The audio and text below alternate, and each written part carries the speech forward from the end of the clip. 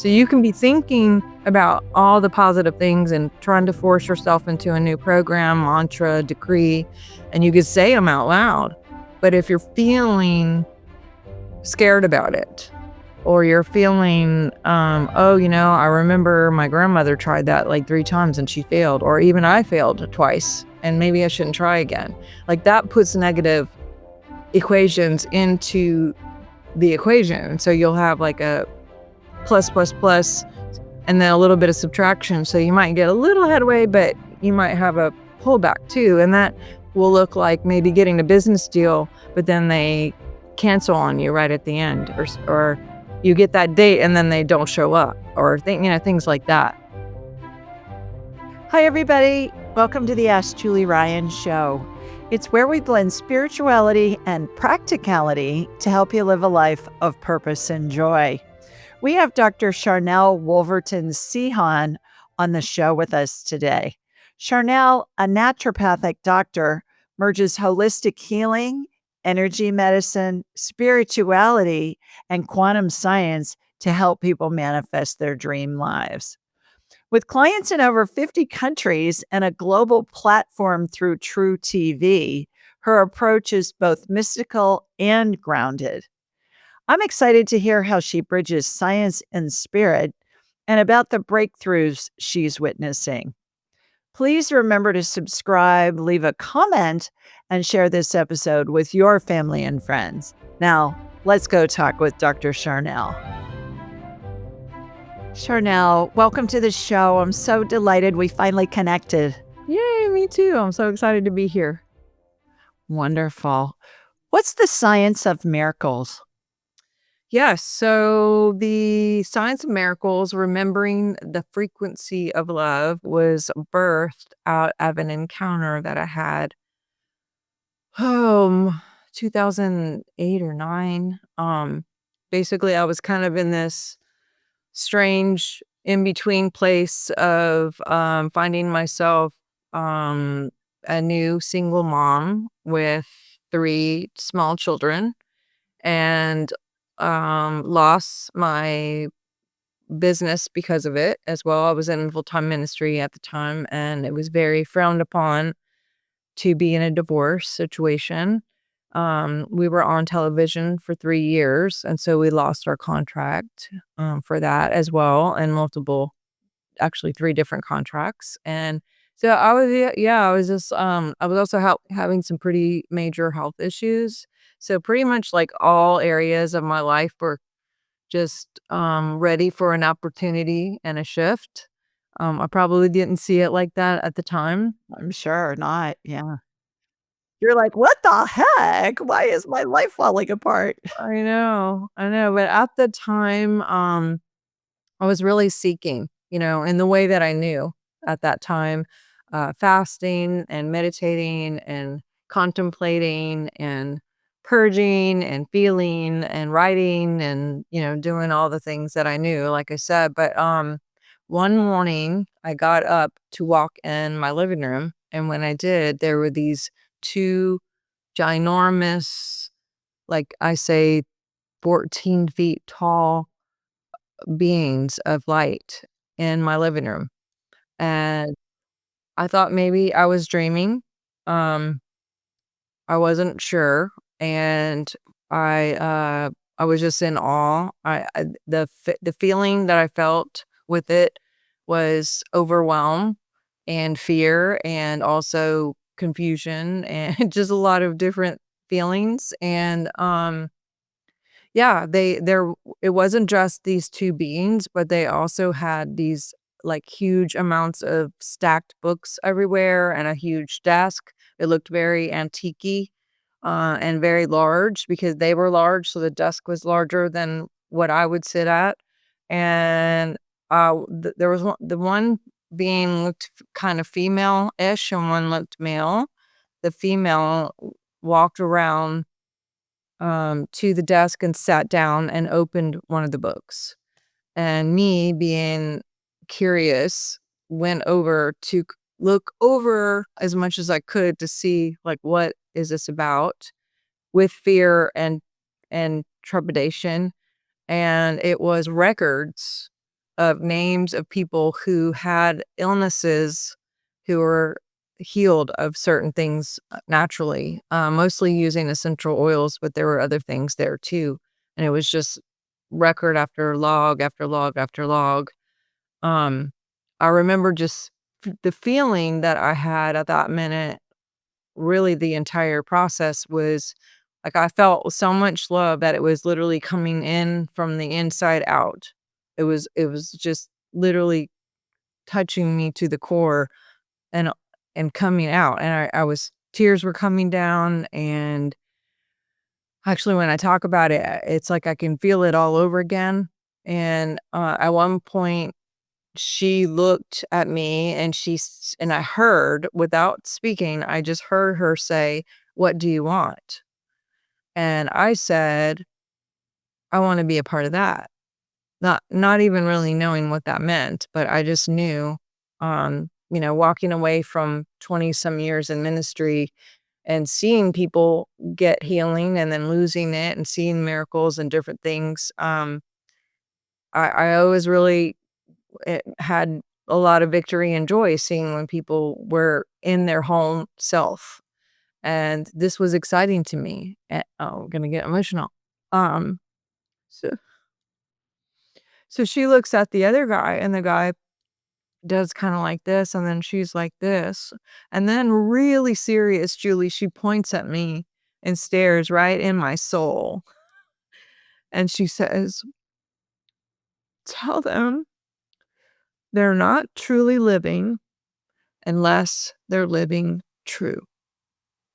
And then she slammed the book, everything vanished, the books were gone, the desk was gone, people were gone, or whatever these things are, um, the feeling was still there, and I was literally shaking from the inside out. I had to sit down and really, like, compose myself. I started getting all of these downloads of information and grabbed a notebook and just started writing these charts and graphs and words that I'd never heard of before and really had to unpack for a while what just happened. And it was probably not very long, but it seemed like forever. And just tried to recompose myself of like what just freaking happened. And my body was still like, I guess, vibrating to a certain, it was hard to walk and and talk or do anything for a minute.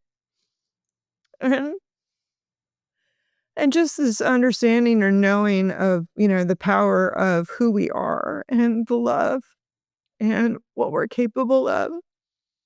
And understanding some things with quantum physics and how our DNA works to be able to do certain things that we're literally capable of every single day regarding miracles and synchronicities, and gave me formulas for those kind of things. And I knew that living true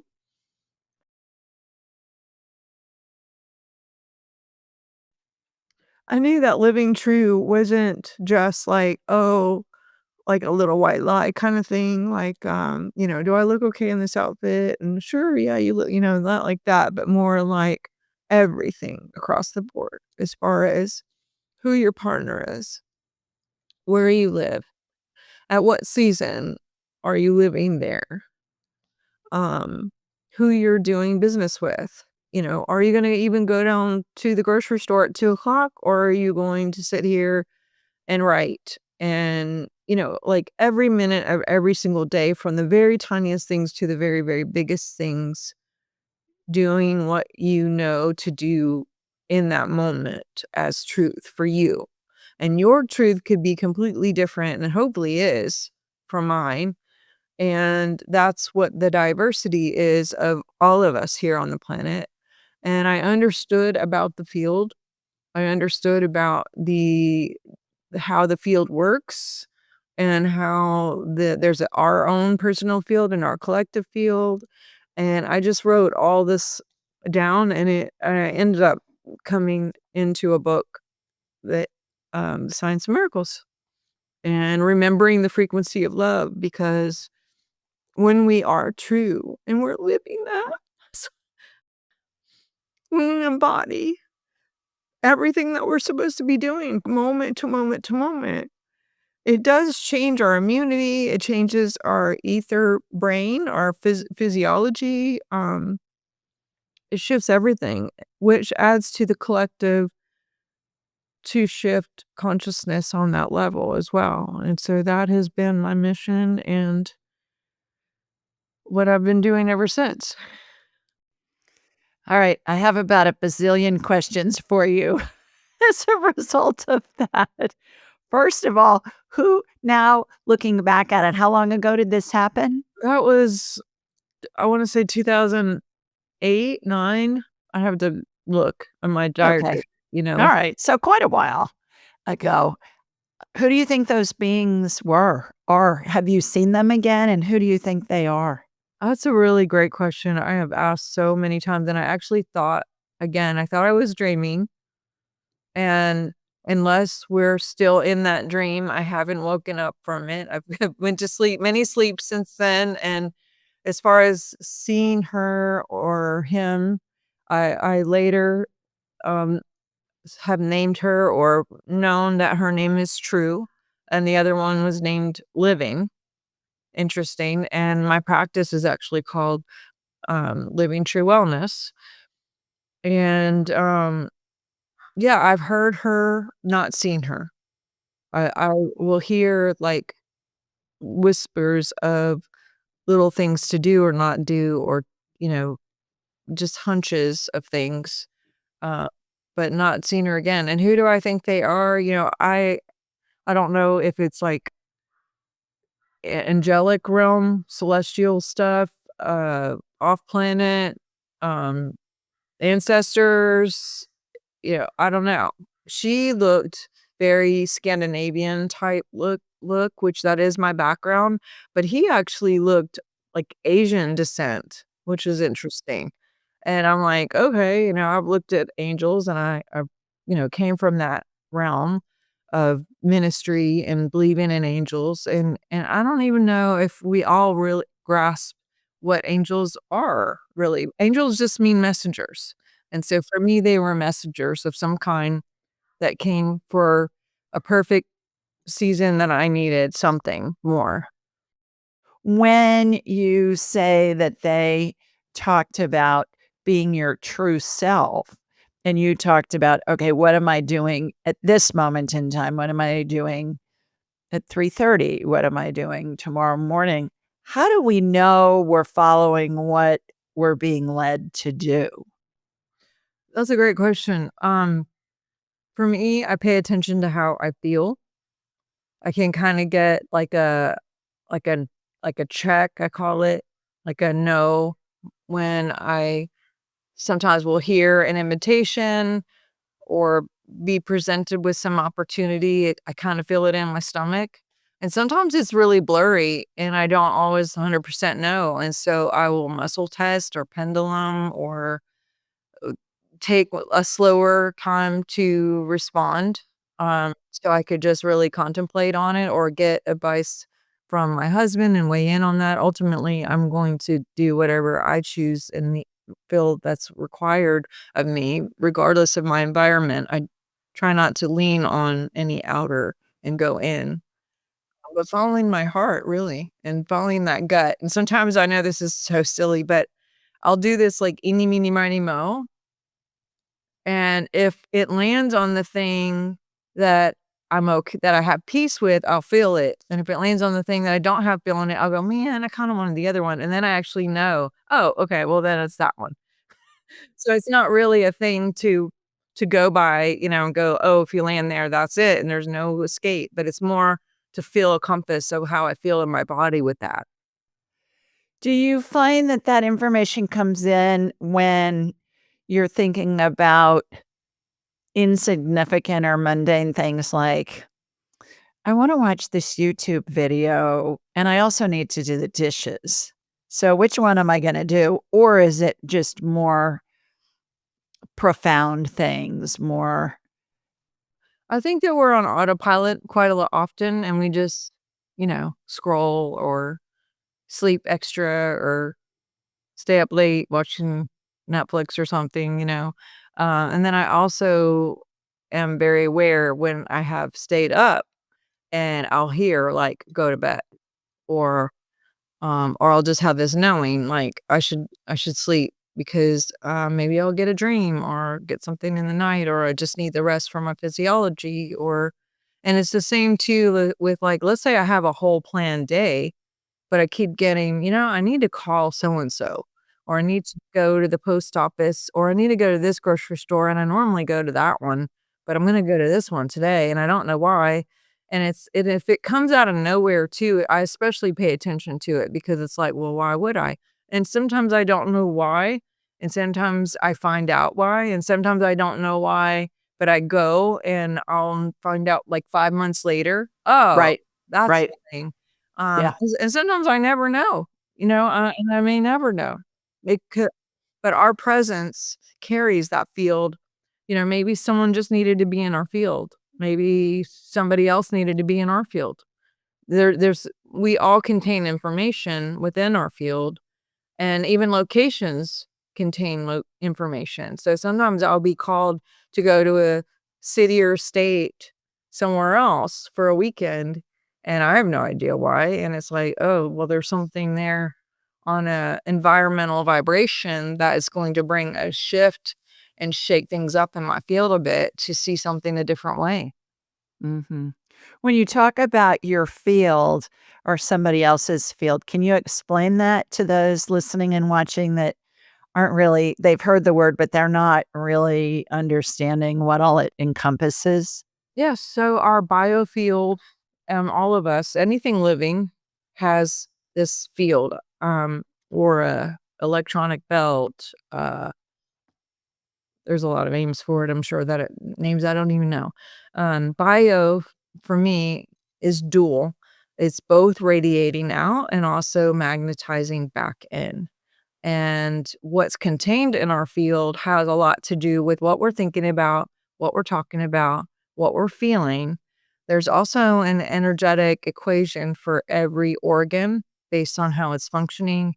All of our DNA, we have ancestral coding that goes out. Parasites, if we have parasites or Lyme or fungus, that has their own frequency and their own consciousness and their own radiation.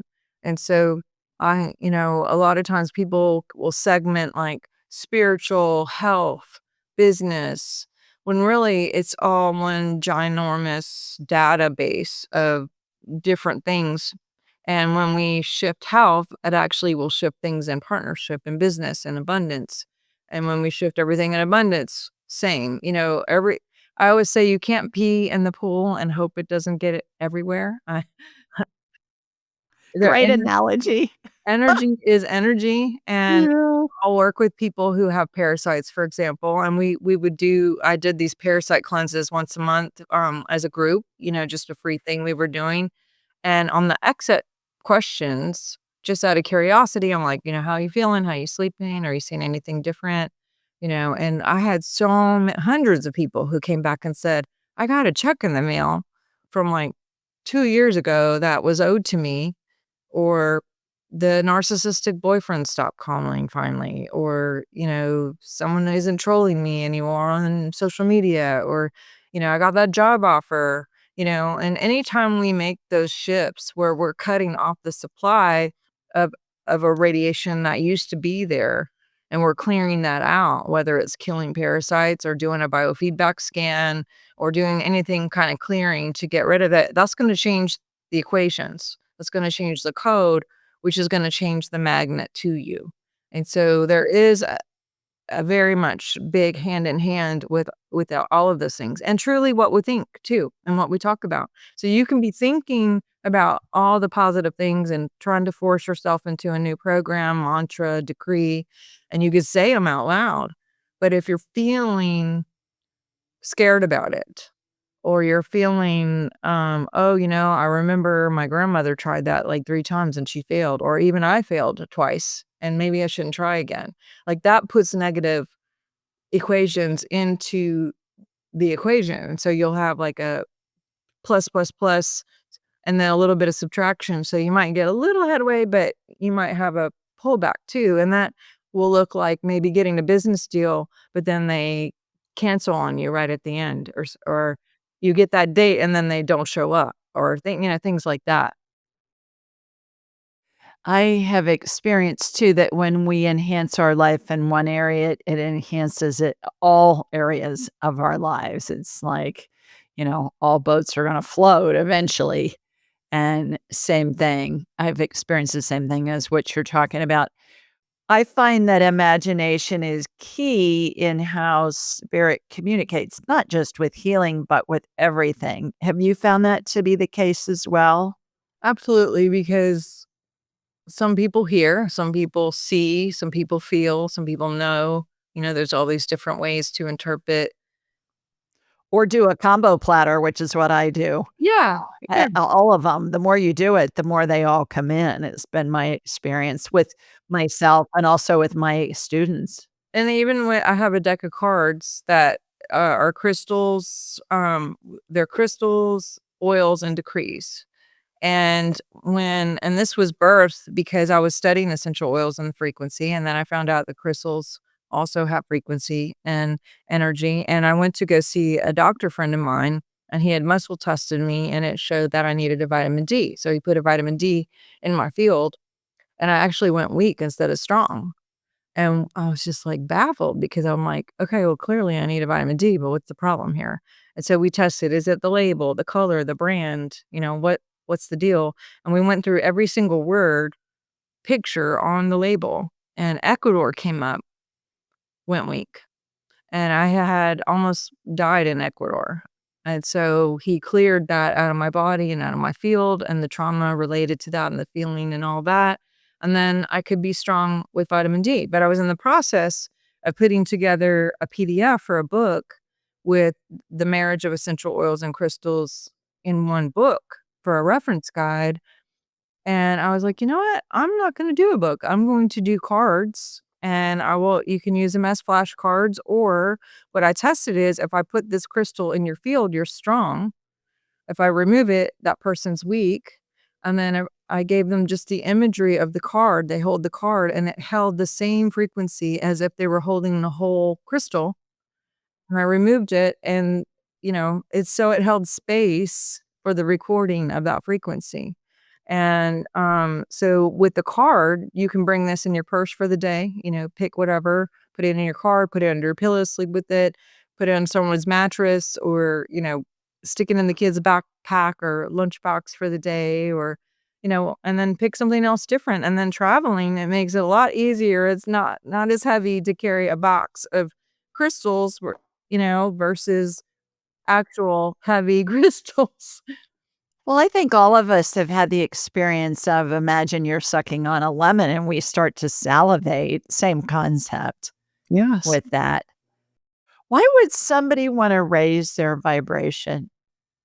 Well, I mean, gosh, psychic powers, we can really tap into our divinity of everything's already here, but when we remove the blocks and all the things we've made up about ourselves, then we not only radiate and shine like the sun, but we have that magnet back.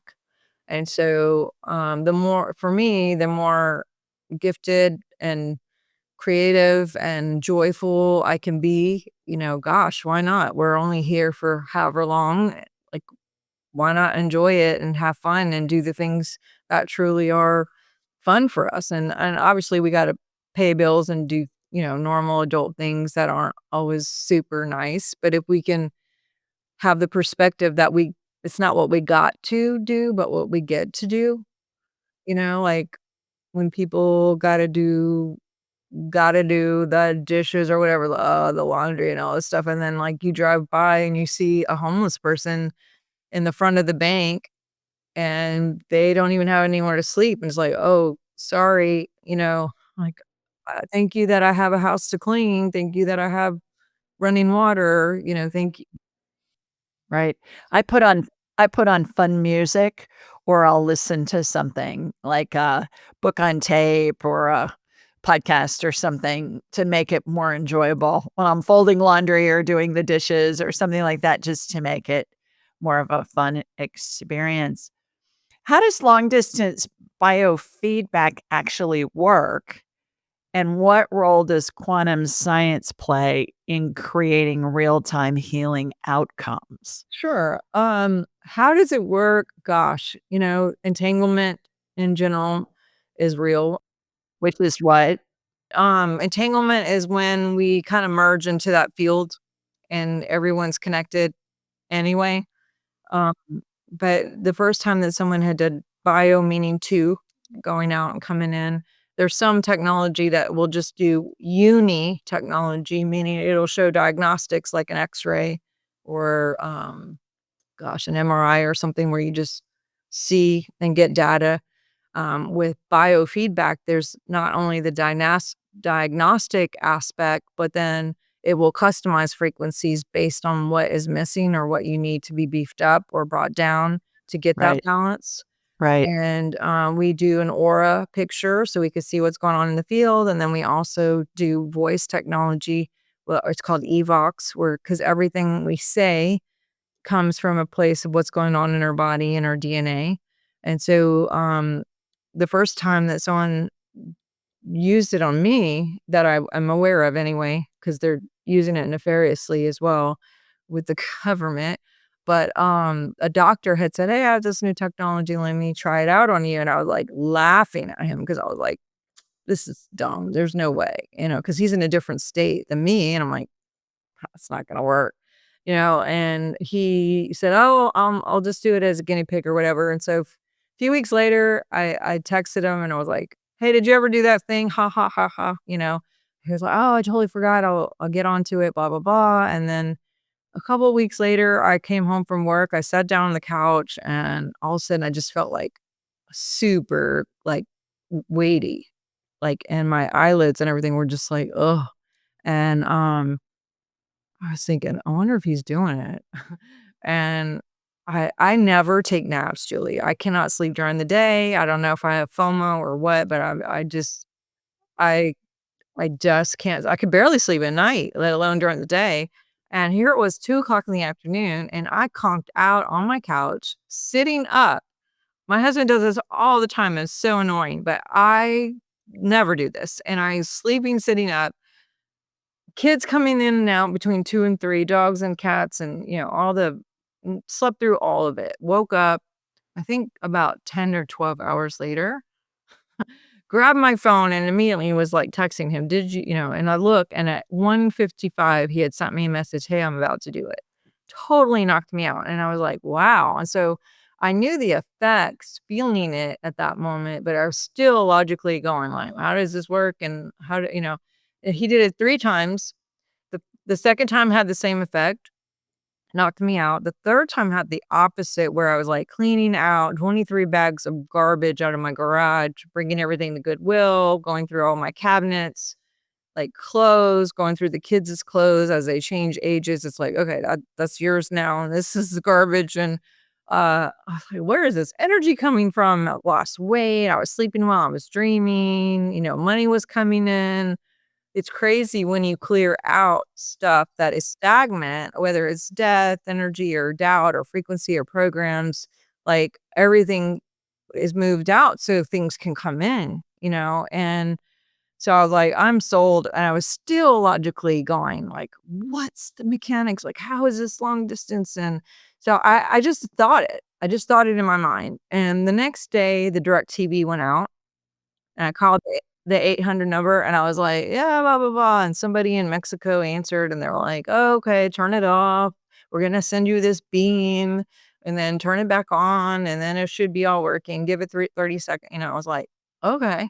And then 2 hours later, I'm driving in my Jeep down the road and my satellite radio goes out and it comes up, 800 blah, blah, blah. I call some dude in India and he's like, "Okay, pull over, turn it off, do this, blah, blah, blah. I'm gonna send you this beam," and then, like, reboot, and all of a sudden, it was like, "Oh, I got my answer," It was like, I asked and I got it, It was like, "This is what we're doing to people. We're using, like, a ping to send these things to someone, and you can see it, and people will cry, they'll get emotional, they'll get books, they get record deals, I mean, we've had the craziest cool things that happen when people get biofeedback, and it's not just physical, it can be, and a lot of people who come to me are coming because they have a physical issue, usually the worst case scenario, they've tried all the doctors, and it's not working, so I'm the last person they're like, "Okay, I'll try you because my mom said," or whatever,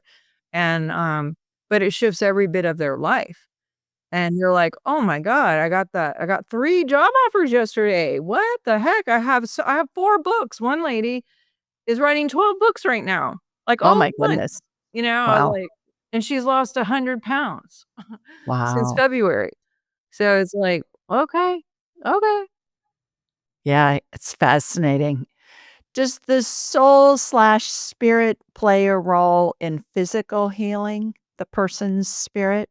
So, if I understand your question, you're asking, does God have anything to do with healing?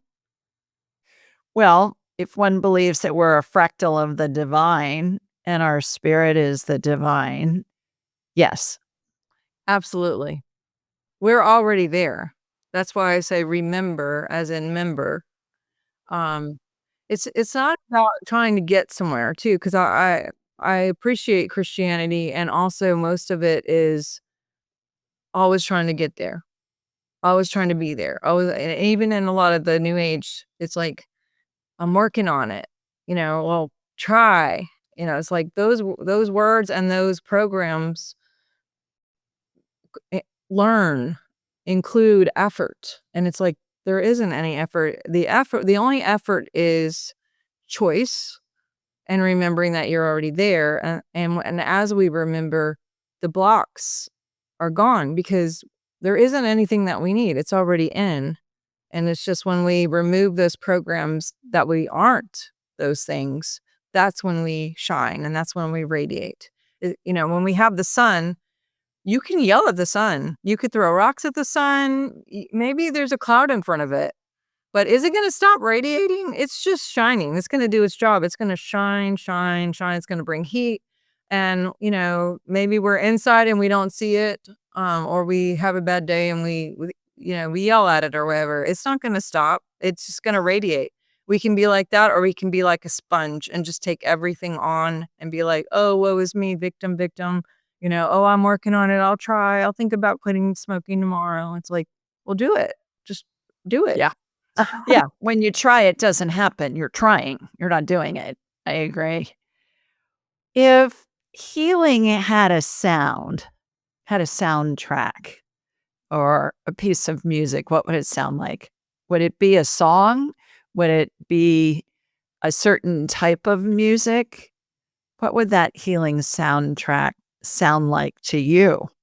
Personally, probably my fun sounds aren't the same as everybody else. I think everyone has their own customized songs that bring joy, anything that can bring joy. I don't personally like jazz music. My husband loves it. If he had jazz music, I would be like, I gotta get out of here.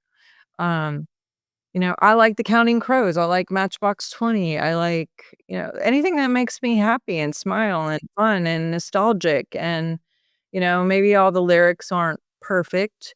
I know there's a lot of music that calibrates in the 700 or above, a lot of classical music and Bach, and some of these things are really, really literally calibrated high frequency. And so, there's definitely a sound, whether that's through actual lyrics or just music. I think the sound of love, whatever that is, just being love. You don't, it doesn't even have to have a sound. It's just what you emanate, what comes out, what radiates. Well, I find it interesting with the sound healing that people say, okay, use this sound for this ailment, use that sound for that ailment. It's been my experience that I agree with you that it's whatever that particular sound is, that type of music, that whatever that frequency is going to show up and match to what that person needs to have, which I think continues the conversation of how individual we all are. We're all a fractal of the divine, but we have our own frequency. We have our own, and it's my experience that we keep the same frequency throughout all of our lifetimes as far as our spirit goes, the everlasting part of us, which is how we can communicate with spirit that we never knew. Like, I'm going to talk to Moses. I think I'm Moses. I'm connected into Moses's frequency, Moses's spirit's frequency. And I find that fascinating. I think that it's what you put value on too, because like with crystal ball healing and things like that, if you believe that that's gonna heal you, of course it is, and I have other people who just think it's bunk and wouldn't go for it. But technically, our organs all have individual frequency and like Rife and biofeedback, if that organ is at a lower frequency, it means it's not working in full capacity, and you can bring things with sound to bring that up. There's certain sounds that will bring that up. But for me, again, um, I went to a few, like, crystal sound healing things or whatever and had bliss, and I went to some that I'm like, "Oh my god." I also think it's the intention of the intention of the person receiving. There's so many different someone could read Elkhart's book, and the intention of them and their sound reading it is gonna be different than him. When I get a book, I want the author to read the book. I buy books where the author's reading it because it's a different frequency than, somebody just reading their book, and it's not their experience. Like an actor reading an audiobook you're talking about. Yeah, interesting. Are there any spiritual or energetic practices that are just absolutely non-negotiable for you that you do to keep yourself in alignment and in a state of joy?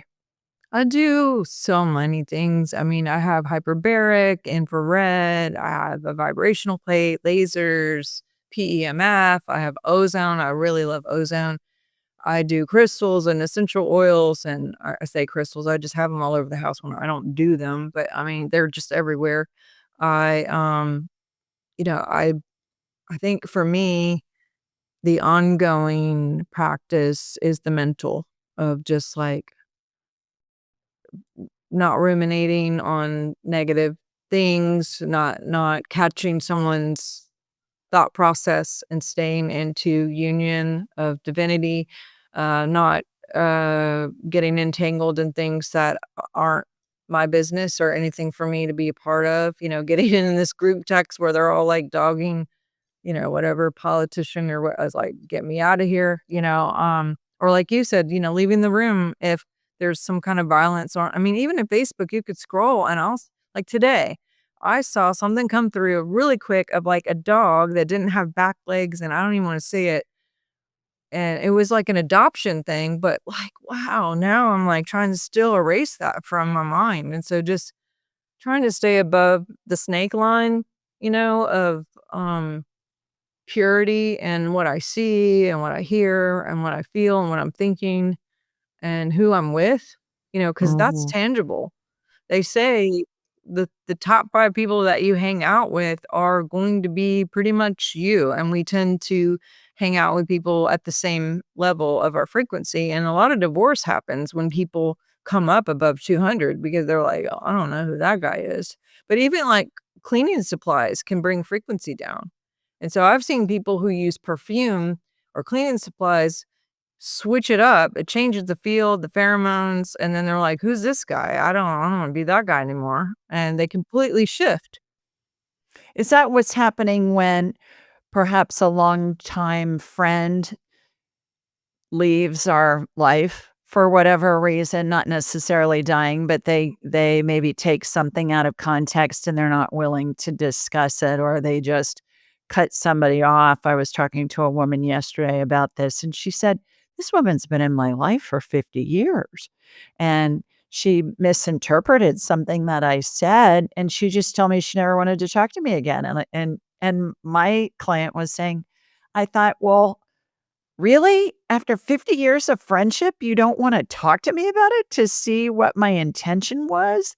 And she said, I feel terrible. And then I think, well, obviously, I'm not supposed to be in touch with her because our frequencies aren't matching anymore.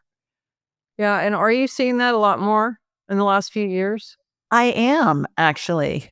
I'm not Yes. Are only you as experiencing well? it, but I'm seeing it in my clients. It's been an all-time estrangement is off the charts. It used to be like, uh, a lot of it is the media, and the the streaming of it's almost like a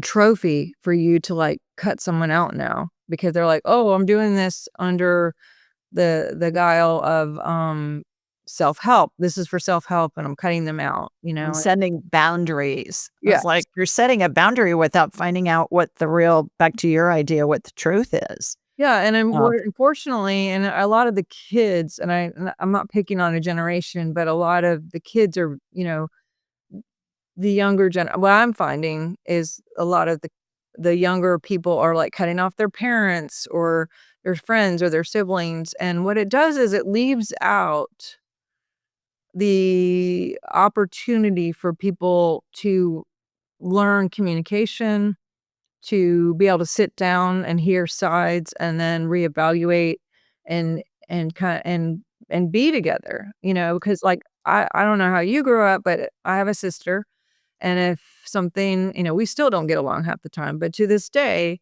if we have a disagreement, my parents will find out and they'll be like, "Y'all come over, we're sitting down," and we'll sit there and talk until there is some sort of resolution, even if it's just we're gonna agree not to agree, but we're gonna keep the love and keep the relationship where a lot of people, for whatever reason, that lower 200 straight to emotion, straight reactive, then they're, like, cutting off or, making a judgment and just deciding, and then I don't know if they don't come back later because they're so embarrassed and feel guilty and shame that they don't wanna work it out, or if they just truly think that their ego is telling them and their friends are telling them, "Good for you, like, you cut off your parents and your family and that group of people," it's like, well, now you don't know how to negotiate, you don't know how to listen to both sides. I just talked to this lady who was going to see a therapist, and the therapist was giving them all these weird things to do and say, and I said, "Well, have you ever thought about bringing your mom into therapy?" Because she had issues with both of her parents. I was like, "Bring your mom or your dad in." And they were like, "Oh, no, this is individual therapy. The therapist wouldn't want, them here." And I was like, "That would be the first thing I would do as a therapist is, like, let's bring everyone in." But they're just on the hook to get paid and, like, keep coming back, and let me empathize with you and build up your victim energy. Certainly, we saw that with COVID with families, over that whole situation, and it was nuts, the family conflict and strife that came out of all of that, and hopefully a lot of that's been healed now with those families that were fractured. I think that was a starting point for a lot of this. That was a Maybe. catalyst for sure. Um, but yeah, it's an interesting thing to witness and experience too. I've been on both sides of having to, walk away with great angst and after talking and talking and talking and trying and trying and trying. I'm not saying I didn't try. But I've also, been on the other side where people are just like, "Bye," and I'm like, "Why?" For me, I'd be like, "Why don't you call me?" And then also I don't like if people are gonna come and talk to me about other people, my first question is also like, "Well, have you talked to them yet? Let's just get on the phone, all 3 of us, and let's chat." I won't let a friend talk about another friend without that question first. It's like, "Don't come to me, like, let's go sit down and talk," because, again, anything you give ear to will be given unto you. If that person's gonna talk shit about me about them, then they're gonna talk shit about me, and I that won't be tolerated for me. That's a red flag. Mhm. Couple more questions as we're winding down here. What excites you the most about the next wave of spiritual evolution here on our planet and outside of our planet? Yeah, I'm really excited to see what w I'm seeing a lot of people with these catalysts of, hard things, quote, and perception of hard things and endings. Everyone gets really excited about beginnings. Oh, new beginnings and new year and blah, blah, blah. But they don't realize sometimes that comes with endings, ending of job, ending of relationship. And we can get stuck in the, oh God, and the fearful and whatever. But oh my gosh, we are literally creating something absolutely gorgeous right now, and people are waking up, and I think with the people that I'm seeing, there's so many people who are way more open to holistic health now because of that whole 3 or 4-year situation, and people don't trust that anymore, and so I'm seeing a flood of people who are, like, open to, even biofeedback or soul audits or, uh, learning kinesiology or some of the online classes or doing liver cleanses or parasite cleanses and really taking ownership of their body because they know that it'll directly affect their spirituality and their, finances and all the other things.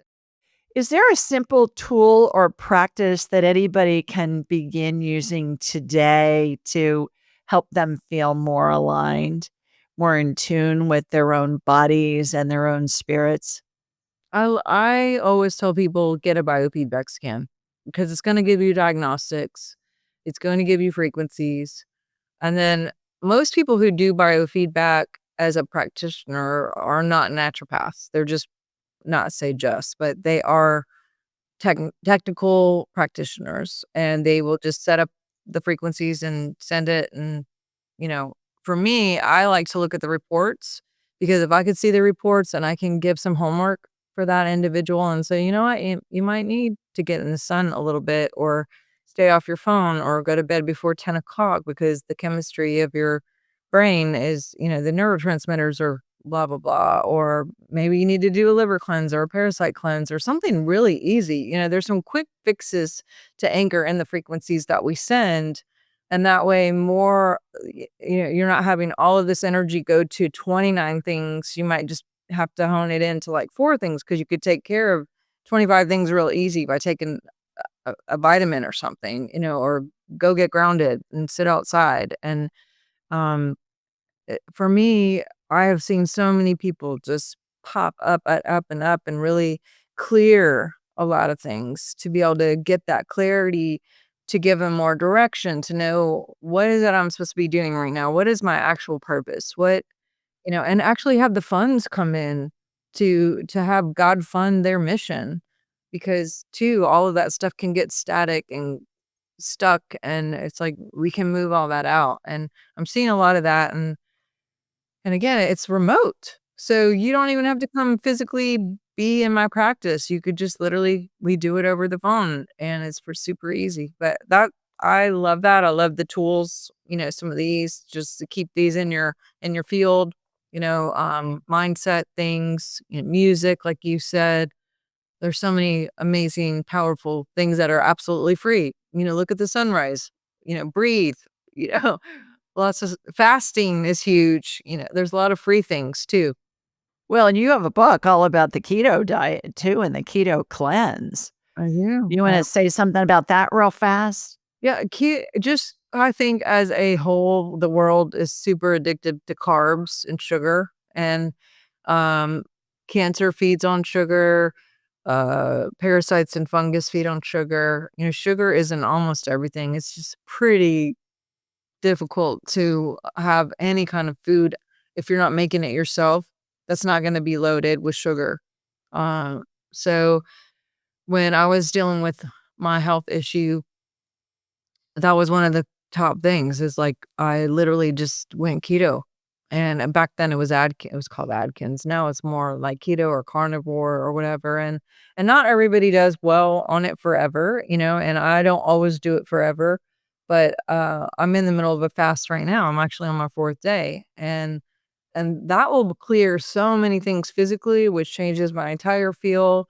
And the ahas that I've gotten in the last 4 days, I mean, and the crying, and I mean, I literally just went for a swim for a meditative. I do a lot of swimming, or not swimming, probably more like treading water meditations.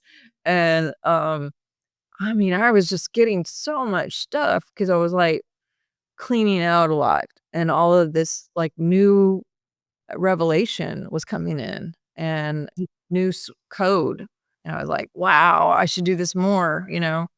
So if So somebody knows what keto is and they're counting their grams of carbs, is there a threshold? Like you need to stay, what I've read is standard 50 grams a day, but then I've heard others say stay way lower than that. Do you have one that you suggest to your clients? for me, 15, 1 Okay. 5, well, depending on the situation, someone with dealing with cancer, 15, 20 tops. Mhm. Not forever, and then you can kinda add a little bit after you've gotten into ketosis and you've shifted some things, and, getting those natural killer cells, working in your favor, and but, yeah, I mean, it could take a while to kill everything that's going on that needs to die. Um, but, yeah, 15 or 20 is usually my threshold. Okay. Great. Last question. Why do we incarnate? To love and to remember and to be. Because we don't do that when we're in heaven, when we're in spirit form? We are an expression of God, and we are experiencing God in us and God in other people, and we're remembering it's just earth school, right? And creating karmic merit as we go, and it's fun and easy, right? Sometimes, not always. Well, I could talk to you for another couple of hours. I think you're extraordinary, you're fascinating, you're wise, you're knowledgeable, you're darling, and what a delight to be able to have this conversation and pick your brain about all of these different things that we've discussed. How can people learn more about you and your work?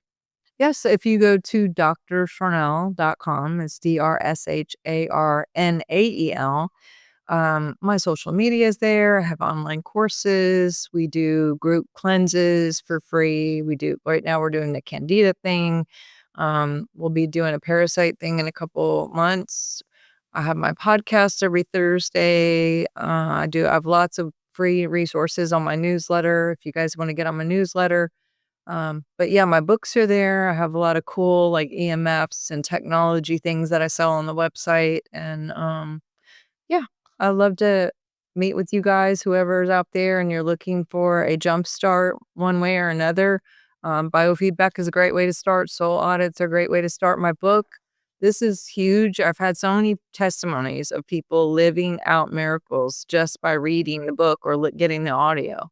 And I love hearing testimonies. And so, whenever you guys have your miracles, miracles are our inheritance. It should be something completely normal. If miracles are not happening, then something is wrong. So, let's just remember that and like focus on that, and you're going to see it. And I look forward to hanging out with you. And I thank you for your work and what you're doing and bringing light to our consciousness, and doing your vision and your purpose for us.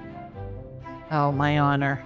All righty, everybody. Lots for you to ponder. In the meantime, sending you so much love from Sweet Home, Alabama, mwah, and from Louisiana, too, where Sharnael is. We'll see you next time.